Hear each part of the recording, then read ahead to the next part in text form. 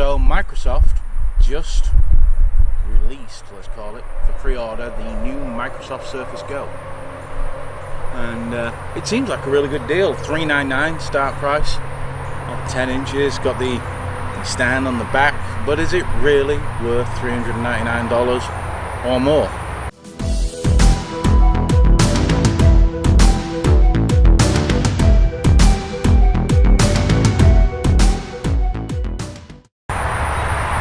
So yeah, for pre-order, they came out pre-order last week I believe, and it gets shipped the beginning of August. It's the Microsoft Surface Go. It's a 10-inch Microsoft Surface Pro, but it's got the Pro on there. So you get the pixel sense display. It's 1800 by 1200 resolution, so it'll really pop 217 ppi. It'll look really good on the screen. Has the stand that comes all the way back, right the way back, like the Surface Pro 4 and 5.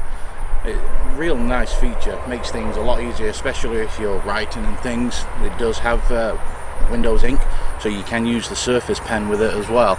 Also, you can use the dial, the Surface dial, but you can't use it on screen. You've got to use it away from the screen, which I can understand because obviously it's only a 10-inch display, but I really don't see the use in the Surface dial on a $399 Surface Go.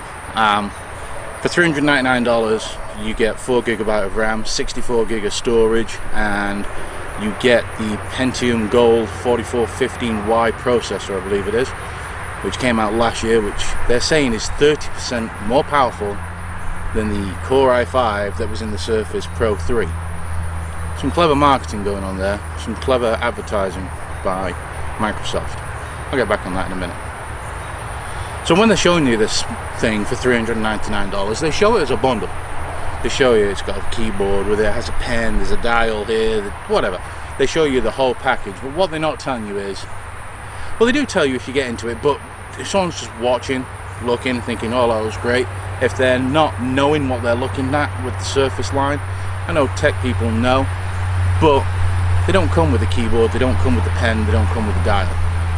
Now for me, Windows on a tablet, you've got to have a keyboard, and you've got to have the type cover, because that's the only thing that works with it really, really well. It's made for that. They're really nice trackpads, as big. In fact, I think the trackpad on the Surface Go keyboard type cover is bigger than the Surface Pro.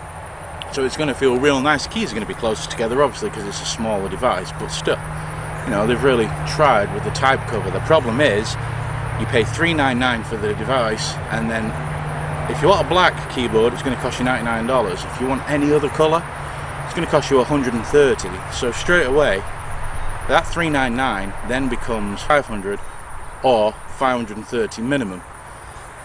And then things start to get really expensive when you think of it that way, especially when, like I said before, you go to the storage, you only get 64GB. The other problem with that is it's eMMC storage, which is slow, like really slow. It's going to be a performance throttle, if anything. I don't know why they chose to go with the eMMC. It's what they used to put in the old Surface 3. And a lot of your Chinese tablets also use eMMC. And people tend to use Windows for more desktop applications than what actual apps that you can get from the Windows Store. And also it comes with the S version of Windows 10, which means you can only use Windows apps from the store, which aren't great, let me tell you. So $530, really slow storage, only 4GB of RAM. Depends on what you're doing. 4GB of RAM will probably work for a lot of people, but it's not ideal. And then you got the processor that they're saying is 30% faster than the i5 in the Surface Pro 3. That's great and all, but if I remember rightly, that's a 4th gen CPU. We're now on 8th gen. There's a massive difference between a Surface Pro 3 and a Surface Pro. So they're using some clever marketing terms here.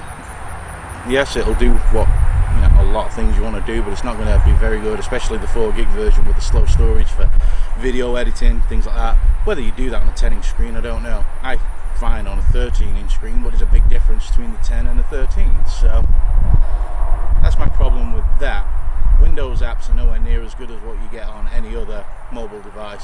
If you're going to use this for which I think people would buy this for, just general web browsing, Facebook, Twitter, social media, Instagram, web browsing, watch some movies, things like that, then you can get a $329 iPad, the 6th generation 9.7 with the A10 processor that's going to run rings around it.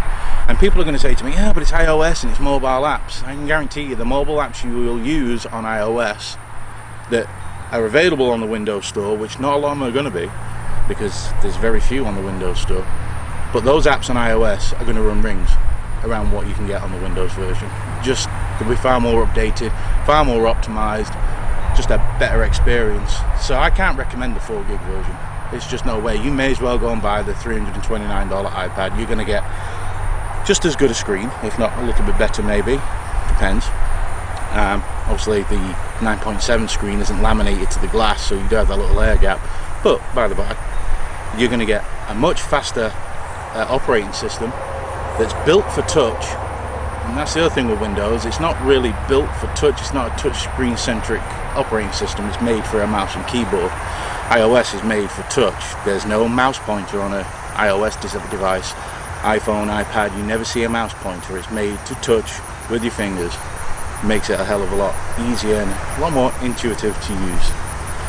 And then for games, your programs like Adobe and things like that, they're just going to, the mobile apps are going to run so much better than the desktop equivalent on the 4 gig Surface Go. They're not going to run it. I'd be amazed if you get much out of the Surface Go 4 gig. So then you go up, you say, okay, well, we'll go with the 8 gig version that has 128 gig storage. And the good thing about that is the storage is actually an SSD. It's 128 gig SSD, so you're going to get that SSD speed. It's going to be a lot more fluid, things are going to open and close a lot more snappier. It's just going to be a lot more responsive. Plus you've got the 8 gig of RAM, which means you can multitask a lot easier. You can have your 10 Chrome tabs without coming to a sudden halt. But you've still got the same processor. And that's, for me, where you're going to get the bottleneck, because the person who then goes out and buys the 8 gig, 128 gig SSD version is probably going to want to do a little bit more on it. And again, you're still not going to really get to do a whole lot. Now, bear in mind as well, the jump from the 4 gig at $399 to the 8 gig version, it goes up to $549, so $550. Again, you need to add the keyboard, minimum $650 for the two things. And again, it just isn't worth it. Yep, you've got the nice display, you've got the Dolby premium sound that comes out of it, so they say. You've got a really nice kickstand, but it costs you $650 minimum. Right now, if you live near a Micro Center store, you can go and get the new Surface Pro from last year with the 7th gen i5 and 8 gig of RAM and 128 gig storage for $699. So $50 more, or $20 if you were going to buy a coloured keyboard with the Go. But yeah, it's just $20 to $50 more. You're going to get a full-fledged 12.3 Surface Pro that's made to run those desktop apps that you want to. It makes the Surface Go seem a bit pointless. And I know people are saying, well, yeah, you know, they're not always on sale, but they're on sale a lot. They really are. You see it quite often, especially at Micro Center. Then you've got other options like laptops. This last week, I think it's not on there anymore, but this last week they had a Dell Inspiron 13. Here comes a plane, my apologies. Dell Inspiron 13-inch. Had a backlit keyboard, all metal build. Looked a lot like a 13-inch MacBook, to be honest. Quite nice. It was running the AMD Ryzen 7 with Vega 10 graphics. That is going to run rings around the Surface Go. I don't care what anyone says. It had 12 gig of RAM. It had a 256 SSD, if I remember rightly, and the Vega 10 graphics. That thing is going to destroy the Surface Go, and that was $599. That's less than the 8 gig version with a keyboard of the Surface Go. Then if you go a bit further, and I'm going to make another video into this on how to find cheap laptops and get yourself a good bargain out on the high street, but then if you go a bit further and you shop a little bit more, and you don't mind open box, there's a plethora of things you can buy.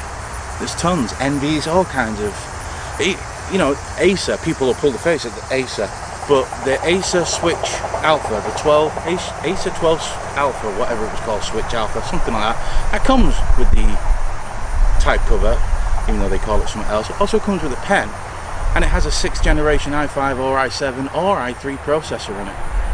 and it has a real SSD, and that's a 12-inch tablet. That's better than what the Surface Go is going to be. There's just tons out there. I mean, all kinds of things. So, could I recommend this new Surface Go? Definitely not. But let me know if you like it, if you've ordered one, pre-ordered one, or if I've put you off, let me know. You can catch me on Twitter at MODRNDAD. I'm always on there talking away. Let me know what you think. Alright guys, thanks.